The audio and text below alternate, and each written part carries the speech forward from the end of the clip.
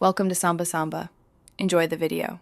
You need admin rights and updated Nvidia drivers before changing the preferred processor.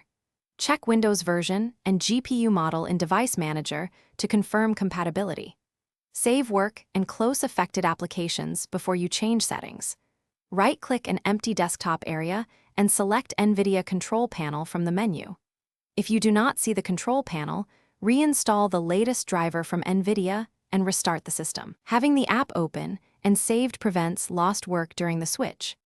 Open Nvidia Control Panel and navigate to manage 3D settings in the left pane.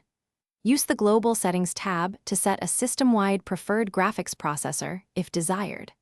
For per-app control, switch to the Program Settings tab and add the executable you want to manage. Use the Preferred Graphics Processor dropdown to choose High-Performance Nvidia Processor for best GPU use. Click Apply to save changes, and then restart the target application to confirm the switch has taken effect. Open Windows Settings and go to System, then Display, then Graphics Settings for app-level control. Browse to add either a desktop app or Microsoft Store app, then click Options and select High Performance. This setting forces the discrete Nvidia GPU for the chosen application on supported systems. Verify the active GPU in Task Manager under GPU Engine or use the Nvidia GPU activity icon in the system tray. If the GPU does not switch, update drivers or set power management to